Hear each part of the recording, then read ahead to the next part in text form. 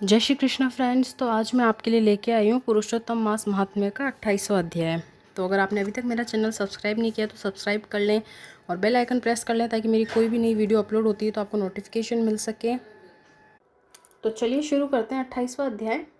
बानर योनिधारी कदरी ब्राह्मण को दिव्य विमान की प्राप्ति। श्री नारायण बोले, धर्मराज की यह बात सुनकर चित्रगुप्त अपने दूतों से बोला, यह कदर्य पहले चिरकाल तक लोभग्रस्त रहा, फिर चोरी की, अतः ये पहले प्रेत योनि पावे फिर बंदर बने, तब मैं इसे नरक की अनेक पीड़ा दूंगा। हे दूतों, यमराज के यहाँ यही कर्म श्रेष्ठ है।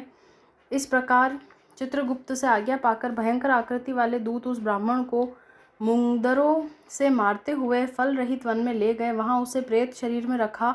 उस निर्जन वन में जहाँ पानी तक नहीं था, चीरकाल तक प्रेत बनकर भूख प्यास से अत्यंत व्याकुल घूमता रहा। प्रेत योनि के महादुखों को भोगकर फिर फलों की चोरी करने के कारण बंदर योनि में गया। हे नारद, शीतल जल तथा फल पुष्प आदि अनेक वृक्षों की छाया से गिरा हुआ जम्बूखंड में सुंदर कालिंजर पर्वत पर इंद्र का बनाया हुआ एक सरोवर था, जो पवित्र श्रेष्ठ पुरुषों के सेवन योग्य पापों का नाश करने वाला था। वह देव दुर्लभ मृग तीर्थ नाम से विख्यात था। वहां पर श्राद्ध करने से पितृ श्रेष्ठ गति पाते हैं। उस तीर्थ में दैत्यों के भय से देवता मृग के रूप में भय रहित होकर स्नान करते थे, इसलिए पंडित लोग उसे मृग तीर्थ कहते थे। वह कदर्य मनुष्य शरीर पाकर फल की चोरी के पाप से बंदर हुआ था। नारद जी बोले, तीनों लोकों को पवित्र करने वाला ऐसा मृग तीर्थ इस महापापी दुष्ट बंदर को कैसे मिला? हे नाथ, मेरे मन में यह संशय दूर करो, क्योंकि आप जैसे महात्मा अपने शिष्यों से कुछ भी छिपा नहीं सकते। सूत जी बोले, हे ब्रह्म ऋषियों। इस प्रकार नारद जी के पूछने पर तपोनिधि नारायण उनका सत्कार करते हुए अति प्रसन्न हो बोले। श्री नारायण ने कहा, चित्रकुंडल नाम का एक धनाढ्य वैश्य था। उसकी तारका नाम की परम सुंदरी पतिव्रता स्त्री थी। दोनों ने पवित्र पुरुषोत्तम मास का व्रत किया। पुरुषोत्तम मास के बीतने पर जब अंतिम दिन आया तो चित्रकुंडल ने सप्तनिक श्रद्धा भक्ति से उद्यापन किया। उद्यापन विधि करने के लिए वेद वेदांग के जानने वाले सुचरित्र ब्राह्मणों को सप्तनिक आमंत्रित किया। हे नारद जी, वहां धन के लोभ से कदर्य ब्राह्मण भी पहुंच गया। उद्यापन विधि पूर्व होने पर चित्रकुंडल वैश्य ने सप्तनिक ब्राह्मणों को बहुत सा दान देकर अत्यंत प्रसन्न किया।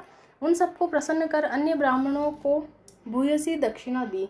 उसकी दी हुई भूयसी दक्षिणा से दूसरे ब्राह्मण संतुष्ट हो अपने अपने घर चले गए, किंतु अत्यंत लोभी कंदर्य ही रोता हुआ चित्रकुंडल के आगे खड़ा हो गया और विनयपूर्वक गदगद वाणी से बोला, है वैश्यराज चित्रकुंडल, आपके जैसा पुरुषोत्तम मास का व्रत विधि विधान से किया वैसा आज तक कहीं भी किसी ने नहीं किया। आज आप कृतार्थ हो गए। आप सब प्रकार से भाग्यवान हो जो आपने अत्यंत भक्ति से पुरुषोत्तम व्रत किया। आपके पिता और माता धन्य हैं जिन्होंने आप जैसे हरिभक्त पुत्र को उत्पन्न किया। यह पुरुषोत्तम मास धन्य से भी बढ़कर धन्य है, जिसके सेवन से श्लोक और परलोक का फल प्राप्त होता है। हे वैश्य, आपकी इस महान पूजा को देखकर मैं चकित हो गया।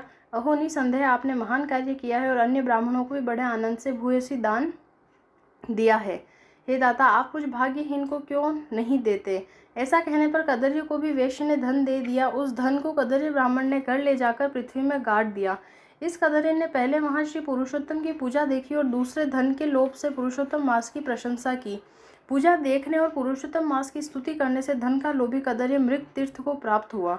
सूत बोले, दर्शन और स्तुति करने से दुष्ट कंदर्य ब्राह्मण को वानर की योनि में श्रेष्ठ तीर्थ का वास मिला। हे द्विजो, जो मनुष्य श्रद्धा से पुरुषोत्तम का व्रत तथा पत्नी सहित दर्शन एवं स्तुति करते हैं, उनके पुण्य का कहना ही क्या है। नारद जी बोले, हे ब्राह्मण, अब यह बताइए कि उस वन में जहाँ श्रेष्ठ शीतल जल था, घने छाया वाले फल फूलों से युक्त मनोहर वृक्ष थे, उनसे शोभित उस वन में रहने का क्या कारण था? श्री नारायण बोले, हे नारद जी, तुमने सुनने की इच्छा है तो मैं अवश्य कहता हूँ, सुनो। इसमें कुछ कारण है जिसके सुनने से पाप नष्ट होते हैं। सब अर्थों के फल को देने वाले श्री रामचंद्र जी सब समुद्र में सेतु बनाकर रावण को मारने गए तो रामचंद्र जी ने विभीषण को छोड़कर सब राक्षसों को मार डाला। पश्चात अग्नि में शुद्ध कर जानकी को अंगीकार किया। तब रावण के मरने से प्रसन्न हो ब्रह्मा, शिव, इंद्र आदि देवताओं ने कहा, हे रामचंद्र जी, आप वर मांगो। इस प्रकार सब भक्तों को अभय करने वाले रामचंद्र जी बोले, हे देवताओं, जो मुझे वर देना चाहते हो तो मेरी बात सुनो। यहाँ पर जितने शूरवीर बानरों को राक्षसों ने मार दिया है, उन सबको मेरी आज्ञा से अमृत वर्षा कर शीघ्र जीवित कर दो। ऐसा ही हो, यह कहकर ब्रह्मा, शिव, इंद्रादि देवताओं ने अमृत वर्षा कर वानरों को जीवित कर दिया।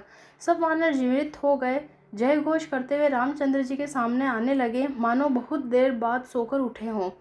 तब सीता सहित रामचंद्र जी प्रसन्न हो विमान में बैठकर चारों ओर खड़े हुए वानरों से बोले, हे सुग्रीव, हनुमान, अंगद और जामवंत, तुम सबने वानरों के साथ अपने मित्र का सब कार्य पूरा किया है। अब तुम लोग सब वानरों को आज्ञा दे दो ताकि ये सभी वानर यहाँ से अपनी अपनी इच्छा अनुसार यथेष्ट स्थान को चले जाएं। ये मेरे दीर्घजीवी वानर जिन जिन वनों में रहेंगे वहाँ के वृक्ष फल और फूलों से लदे रहेंगे। वहाँ मीठे जल वाली नदी और शीतल सुंदर सरोवर भी होंगे। तुम सब मेरी आज्ञा से लौट जाओ, तुमको कोई भी नहीं रोकेगा। अतः राम जी के प्रभाव से जहाँ जहाँ वानर रहते हैं वहाँ के वन में मीठे जल वाली नदी, सुंदर जल वाले सरोवर और पुष्प तथा फलों से युक्त पत्तों वाले महावृक्ष होते हैं। परंतु पूर्व जन्म के कर्मानुसार सुख दुख तो जहाँ प्राणी जाकर रहता है वहाँ भी उसके पीछे लगे रहते हैं, क्योंकि बिना भोगे हुए कर्मों का नाश नहीं होता, ऐसी वेद आज्ञा है। श्री नारायण बोले, यह कंदरी ब्राह्मण वानर योनि पाकर पर्वत तुल्य बढ़ गया और भूख प्यास से व्याकुल वन में घूमने लगा। उसके मुख में जन्म से पित्त के प्रकोप से गाव हो गया। उस गाव से खून पानी बहता रहता था, जिसकी पीड़ा के कारण वह कुछ खा पी नहीं सकता था। चंचलतावश वृक्षों से श्रेष्ठ फलों को तोड़कर वह मुख के पास ले जाकर फेंक देता था। उसमें पीड़ा के कारण किसी जगह ठहरने की सामर्थ्य नहीं थी। एक वृक्ष से दूसरे वृक्ष पर जाता और सोचता कि मेरी मृत्यु हो जाए तो अच्छा है। एक समय वह वृक्ष से पृथ्वी पर गिर पड़ा और अत्यंत दुखी हो विलाप करने लगा। अंग भंग हो जाने से ऐसे तड़पता था जैसे जल के बिना मछली। इस प्रकार भूखा प्यासा गिरता पड़ता तड़पता रहा। उसके घाव से पीड़ित होने से सब दांत भी टूटकर गिर गए। पूर्व जन्म के किए पापों के कारण उसे अनेक दुख भोगने पड़े। इस प्रकार नित्य निराहार रहते हुए देवयोग से पुरुषोत्तम मास आया। इसी मास में भी वह उसी प्रकार शीत और वायु आदि से पीड़ित रहा। एक बार कृष्ण पक्ष में घने वन में घूमता हुआ प्यासा होने पर भी कुंड के निकट पहुंचकर पानी न पी सका। भूखा होने पर भी चपलता से वृक्ष पर चढ़ गया।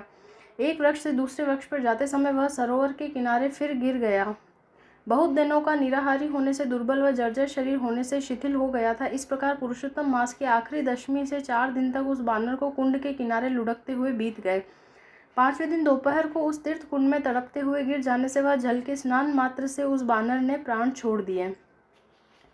कुंड में शरीर त्यागने पर पाप रहित हो जाने से उसने तत्काल सुंदर आभूषणों से सुशोभित हो दिव्य शरीर धारण किया, जो नील कमल के समान श्याम वर्ण, करोड़ों कामदेव के समान सुंदर चमकते हुए रत्नों का मुकुट, सुंदर मकराकृत कुंडल पहने, पवित्र पीताम्बर, कटी में रत्न जड़ित मेखला, बाजूबंद, कंकण, अंगूठी और हार से शोभित तथा नीले टेढ़े चिकने बालों से शोभित हुआ। उसी समय वहाँ एक वैष्णव विमान आया, जिसमें भेरी, मृदंग, नगाड़ा, वेणु, वीणा आदि बज रहे थे। अप्सराएं नाच रही थी, गंधर्व और किन्नर गा रहे थे। इस प्रकार दिव्य शरीरधारी वह महाभाग बानर उस दिव्य विमान को देखकर अत्यंत आश्चर्य में पड़ गया और बोला, मुझ जैसे महापापी को ये विमान का सुख कैसे? यह तो अत्यंत पुण्यवान लोगों के योग्य है। पश्चात चंद्रमा के समान कांतिवान एक अप्सरा उसके ऊपर छत्र लगाकर खड़ी हो गई। 2 अप्सराएं बड़े आनंद से दोनों ओर चंवर डुराने लगी। कोई हाथ में पान लेकर खड़ी हो गई, कोई उसके सामने नाचने लगी, कोई गंगाजल से भरी सोने की झारी हाथ में लेकर खड़ी हो गई, कुछ हाथ में हाथ दिए उसके सामने गाने बजाने लगी। ऐसा ऐश्वर्य देखकर वह चित्र लिखित सा हो गया। मुझ दुष्ट बुद्धि पापी के लिए यह सब क्या है? मैंने तो कुछ भी सुकृत नहीं किए जो मैं हरि भगवान के लोक को पा सकूं। श्री नारायण बोले, ऐसा सोचते सोचते वह देवलोक से आए हुए दिव्य विमान को देखकर आश्चर्य में पड़ गया। तब हरि के पार्षद उस बंदर योनिधारी शरीर को छोड़कर कंदरी ब्राह्मण के मन की बात समझकर नम्रतापूर्वक उसके चरणों में नमस्कार कर हाथ जोड़कर आगे खड़े हो सुंदर वचन बोले। इसी के साथ 28वां अध्याय समाप्त होता है। जय श्री कृष्णा।